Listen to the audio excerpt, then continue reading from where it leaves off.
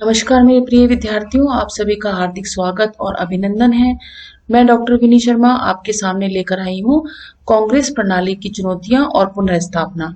विद्यार्थियों, आज हम पढ़ेंगे 1971 का चुनाव और कांग्रेस के पुनर्स्थापन की बात कि किस प्रकार से 1971 के चुनावों में कांग्रेस किस प्रकार से वापस से पुनर्स्थापित हुई और किस प्रकार से इंदिरा गांधी के इस सकारात्मक कार्यक्रम गरीबी हटाओ का नारा उन्होंने दिया और इसके साथ ही उन्होंने गरीबी हटाओ के नारे के साथ ही अपने आप को पुनर्स्थापित किया।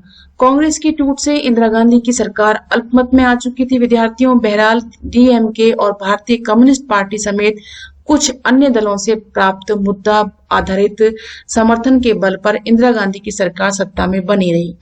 इस अरसे के दौरान सरकार ने सचेत रूप से अपनी छवि को समाजवादी रंग में पेश कर लिया था। इसी दौर में इंदिरा गांधी ने भूमि सुधार के मौजूदा कानूनों के क्रियान्वयन के लिए जबरदस्त अभियान भी चलाया। उन्होंने भू परिसीमन के कुछ और कानून भी बनवाए। दूसरे राजनीतिक दलों पर अपनी निर्भरता समाप्त करने, संसद में अपनी पार्टी की स्थिति को मजबूत करने, अपने कार्यक्रमों के पक्ष में जनादेश हासिल करने की गरज से इंदिरा गांधी की सरकार ने 1970 के दिसंबर में लोकसभा भंग करने की सिफारिश की थी। यह भी एक आशाजनक और साहसिक कदम था। लोकसभा के 5वें आम चुनाव 1971 के फरवरी माह में हुए। चुनावी मुकाबला कांग्रेस आर के विपरीत जान पड़ रहा था। आखिर नई कांग्रेस एक जर्जर होती हुई पार्टी का हिस्सा भरती। हर किसी को विश्वास था कि कांग्रेस पार्टी को असली सांगठनिक ताकत कांग्रेस ओ के नियंत्रण में है। इसके अतिरिक्त सभी बड़ी गैर साम्यवादी और गैर कांग्रेस विपक्षी पार्टियों ने एक चुनावी गठबंधन भी बना लिया था, जिसे ग्रैंड अलायंस भी कहा गया। इससे इंदिरा गांधी के लिए स्थिति और कठिन हो गई। एसएसपी और पीएसपी, भारतीय जनसंघ, जन स्वतंत्र पार्टी, भारतीय क्रांति दल चुनाव में एक छतरी के नीचे आ चुके थे। ग्रैंड अलायंस के अंतर्गत शासक दल ने भारतीय कम्युनिस्ट पार्टी के साथ गठजोड़ किया। इसके बावजूद नई कांग्रेस के साथ एक ऐसी बात थी जिसका उसके बड़े विपक्षियों के पास अभाव था। नई कांग्रेस के पास एक मुद्दा था एवं एक एजेंडा था, एक कार्यक्रम था। ग्रैंड अलायंस के पास कोई सुसंगत राजनीतिक कार्यक्रम नहीं था। इंदिरा गांधी ने देश भर में घूम घूम कर विपक्षी गठबंधन के पास बस एक ही कार्यक्रम है, इंदिरा हटाओ। इसके विपरीत उन्होंने लोगों के सामने एक सकारात्मक कार्यक्रम रखा और इसे अपने मशहूर नारे गरीबी हटाओ के जरिए एक शक्ल प्रदान कर दिया, एक अलग रूप प्रदान कर दिया। इंदिरा गांधी ने सार्वजनिक क्षेत्र की समृद्धि, ग्रामीण भू स्वामित्व और शहरी संपदा के परिसीमन, आय और अवसरों की असमानता की समाप्ति, प्रीवी पर्स की समाप्ति पर अपने चुनाव अभियान में जोर दिया। गरीबी हटाओ के नारे से इंदिरा गांधी ने वंचित तबकों, खासकर भूमिहीन, किसान, दलित और आदिवासी, अल्पसंख्यक वर्ग, महिला वर्ग, बेरोजगार नौजवानों के बीच अपने समर्थन का आधार तैयार करने की पूरी कोशिश करी। गरीबी हटाओ का नारा और इससे जुड़ा हुआ कार्यक्रम इंदिरा गांधी और राजनीतिक रणनीति थी। इसके सहारे वे अपने लिए देशव्यापी राजनीतिक समर्थन की बुनियाद तैयार करना चाहती थी। विद्यार्थियों, देखिए क्या व्यंग किया गया है कि गरीबी हटाओ का नारा तो अब से लगभग 40 साल पहले दिया गया था। क्या ये नारा महज चुनावी छलावा था? क्योंकि गरीबी हटाओ, आज तक गरीबी नहीं हटी है। आप देख सकते हैं परिणाम और उसके बाद 1971 के लोकसभा चुनावों के नतीजे उतने नाटकीय थे विद्यार्थियों, जितना इन चुनावों को करवाने का फैसला। कांग्रेस आर और सीपीआई के गठबंधन को इस बार जितने वोट या सीटें मिली, उतनी कांग्रेस पिछले 4 आम चुनावों में कभी हासिल नहीं कर पाई थी। इस गठबंधन को लोकसभा की 375 सीटें मिली और इसने कुल 48.4% वोट हासिल किए। अकेले इंदिरा गांधी की कांग्रेस आर ने 352 सीटें और 44% वोट हासिल किए थे। अब जरा इस तस्वीर की तुलना कांग्रेस ओ के उजाड़ से करें। इस पार्टी में बड़े बड़े महारथी थे, लेकिन इंदिरा गांधी की पार्टी को जितने वोट मिले थे उसके एक चौथाई वोट ही इसकी झोली में आए थे। इस पार्टी को महज 16 सीटें मिली। अपनी भारी भरकम जीत के साथ इंदिरा गांधी की अगुवाई वाले कांग्रेस ने अपने दावे को साबित कर दिया कि वही असली कांग्रेस है और आज उसे भारतीय राजनीति में फिर से प्रभुत्व के स्थान पर पुनर्स्थापित किया। विपक्षी ग्रैंड अलायंस धराशायी हो चुकी थी और इसे महाजोट को 40 से भी कम सीटें मिली थी। आप देख सकते हैं, ये देखिए कितना भव्य चित्र इसमें दिया गया है। देखिए, द ग्रैंड फिनिश नामक कार्टून में 1971 के आम चुनावों के परिणामों पर टिप्पणी की गई।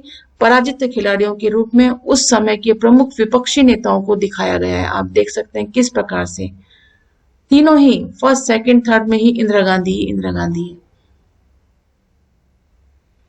ये देख सकते हैं हर स्तर पर इंदिरा गांधी का ही वर्चस्व बना रहा। 1971 के लोकसभा चुनावों के तुरंत बाद पूर्वी पाकिस्तान यानी अब बांग्लादेश में एक बड़ा राजनीतिक और सैन्य संकट उठ खड़ा हुआ था और चौथे अध्याय में हम इसको पढ़ चुके हैं कि 1971 के चुनाव के बाद पूर्वी पाकिस्तान में संकट पैदा हुआ और भारत पाकिस्तान के बीच युद्ध छिड़ चुका था। इसके परिणाम स्वरूप बांग्लादेश बना और इन घटनाओं से इंदिरा गांधी की लोकप्रियता में चार चांद लग गई। विपक्ष के नेताओं तक ने उसके राज्य कौशल की प्रशंसा की और 1972 के राज्य विधानसभा के चुनावों में उनकी पार्टी को व्यापक सफलता मिली।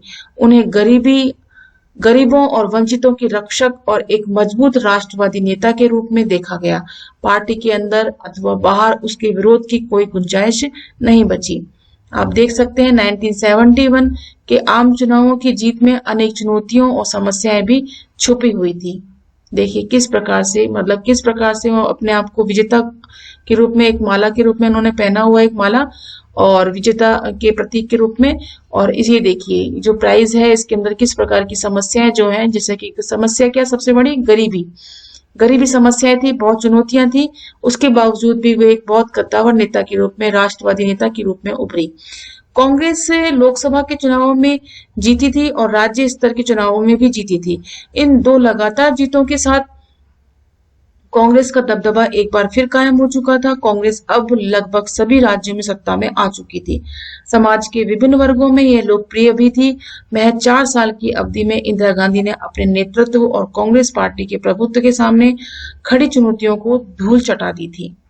आप देख सकते हैं आप किस प्रकार से मुख्यमंत्री चुनने की इंदिरा गांधी की शैली पर एक कार्टूनिस्ट की टिप्पणी। ये देखिए, इसका सर उधर लगा दिया गया, इसका सर उधर लगा दिया गया। आप देखिए कांग्रेस प्रणाली की पुनर्स्थापन।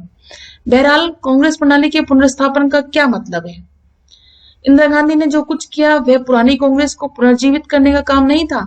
कई मामलों में यह पार्टी इंदिरा गांधी के हाथों नई तर्ज पर बनी थी। इस पार्टी को लोकप्रियता के लिहाज से वही स्थान प्राप्त था जो उसे शुरुआती दौर में हासिल था, लेकिन यह अलग किस्म की पार्टी थी। यह पार्टी पूर्णतया अपने सर्वोच्च नेता की लोकप्रियता पर आश्रित थी। इस पार्टी का सांगठनिक ढांचा भी अपेक्षाकृत कमजोर था और इस कांग्रेस पार्टी के भीतर कई गुट नहीं थे, यानी अब वह विभिन्न मतों और हितों को एक साथ लेकर चलने वाली पार्टी नहीं थी। इस पार्टी ने चुनाव जीते, लेकिन इस जीत के लिए पार्टी कुछ सामाजिक वर्गों जैसे गरीब, महिला, दलित, आदिवासी और अल्पसंख्यक पर ज्यादा निर्भर थी। जो कांग्रेस उभर कर सामने आई वह एकदम नई कांग्रेस थी। इंदिरा गांधी ने कांग्रेस प्रणाली को पुनर्स्थापित जरूर किया, लेकिन कांग्रेस प्रणाली की प्रकृति को बदल कर की। कांग्रेस प्रणाली के भीतर हर तनाव और संघर्ष को पचा लेने की क्षमता थी। कांग्रेस प्रणाली को इसी खासियत के कारण जाना जाता था, लेकिन नई कांग्रेस ज्यादा लोकप्रिय होने के बावजूद इस क्षमता से हीन थी। कांग्रेस ने अपनी पकड़ मजबूत की और इंदिरा गांधी की राजनीतिक हैसियत अप्रत्याशित रूप से बढ़ी भी, लेकिन जनता की आकांक्षाओं की अभिव्यक्ति को लोकतांत्रिक जमीन छोटी पड़ती चली गई। विकास और आर्थिक बदहाली के मुद्दों पर जन आक्रोश तथा लामबंदी लगातार बढ़ती रही। अगले अध्याय में हम पढ़ेंगे कि कैसे इन बातों से एक राजनीतिक संकट उठ खड़ा हुआ था, जिससे देश के संवैधानिक लोकतंत्र के अस्तित्व पर भी खतरा मंडराने लगा, जिसमें हम आगे अध्याय में बात करेंगे आपातकाल की, जब 1975 में आपातकाल लगाया गया। यह तो कुछ ऐसा ही है कि कोई मकान की बुनियाद और छत बदल दे फिर भी कहे कि मकान वही है।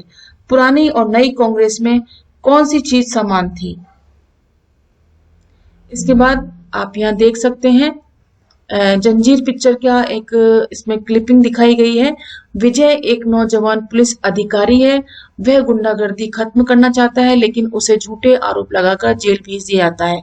जेल से बाहर आने पर विजय दोषी लोगों से प्रतिशोध लेने की ठानता है। उसे कई संकटों का सामना भी करना पड़ता है, लेकिन अंततः वह खलनायक उसके साथियों को सबक सिखाकर ही रहता है। व्यवस्था के भीतर ही कई लोग ऐसे हैं जो विजय की समाज विरोधी तत्वों से लड़ने में मदद पहुंचाते हैं। इस फिल्म में नैतिक मूल्यों के पतन और उससे उपजी कुंठा को प्रभावशाली ढंग से दिखाया गया है। फिल्म के नायक विजय का गुस्सा और क्षोभ व्यवस्था की लाचारी को गहराई से चित्रित किया गया है।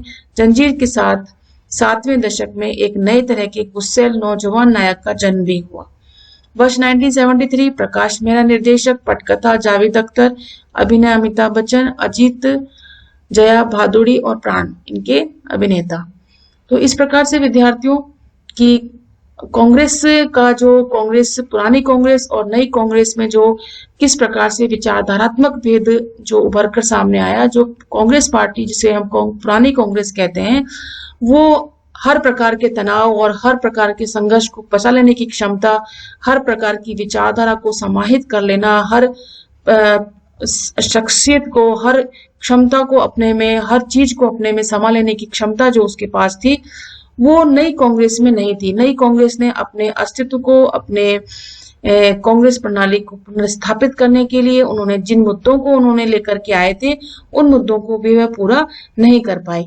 तो इंदिरा गांधी ने जो अपने सकारात्मक कार्यक्रम को रखा, गरीबी हटाओ का नारा जो दिया, लेकिन ग्रैंड अलायंस ने जो इंदिरा हटाओ का नारा दिया, उन सभी के मद्देनजर सकारात्मक कार्यक्रम के तहत इंदिरा गांधी को विजय प्राप्त हुई और इंदिरा गांधी ने प्रिवी पर्स की भी समाप्ति पर चुनाव अभियान पर भी जोर दिया था।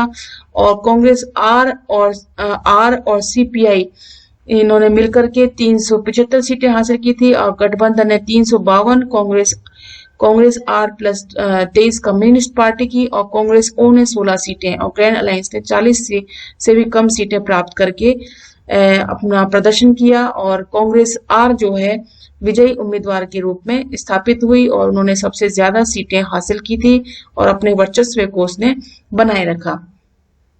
तो इस प्रकार से विद्यार्थियों हम देख सकते हैं और नेक्स्ट अध्याय में भी हम देखेंगे कि किस प्रकार से इंदिरा गांधी ने अपने इस वर्चस्व को किस प्रकार से एक निजत्व में स्थापित कर लिया, सरकारीकरण को समाप्त करते हुए सभी शक्तियों को निजत्व में स्थापित करके किस प्रकार से आपातकाल घोषित किया, इन सभी की चर्चा भी हम करेंगे। तो इस अध्याय में कुछ प्रश्न भी दिए गए हैं, जैसे 1967 के चुनावों के बारे में निम्नलिखित में से कौन से बयान सही है और निम्नलिखित का मेल करना है आपको। इस प्रकार के कुछ प्रश्न दिए गए हैं जिनको आपको हल करना है। जय जवान जय किसान किसका नारा है, इंदिरा हटाओ किसने कहा, गरीबी हटाओ किसने कहा, ये नारे किसके हैं। 1971 में ग्रैंड अलायंस के बारे में कौन सा कथन ठीक है। और इसके अलावा भी कुछ प्रश्न ऐसे हैं जो लघुत्तर प्रश्न है, दीर्घ प्रश्न है, उन प्रश्नों को भी मैं आपको इसके अंतर्गत समझाऊंगी। इसके साथ ही विद्यार्थियों, मैं उम्मीद करती हूँ कि यह पाठ आपको बहुत अच्छे से समझ में आया होगा। कांग्रेस प्रणाली किस प्रकार से विभिन्न चुनौतियों और किस प्रकार से उसने अपने आप को पुनर्स्थापित किया, विभिन्न चुनौतियों के साथ, विभिन्न समस्याओं के साथ। नेक्स्ट वीडियो में हम अगले अध्याय को लेकर के आएंगे। तब तक के लिए हम आपसे विदा लेते हैं। धन्यवाद एंड नमस्कार।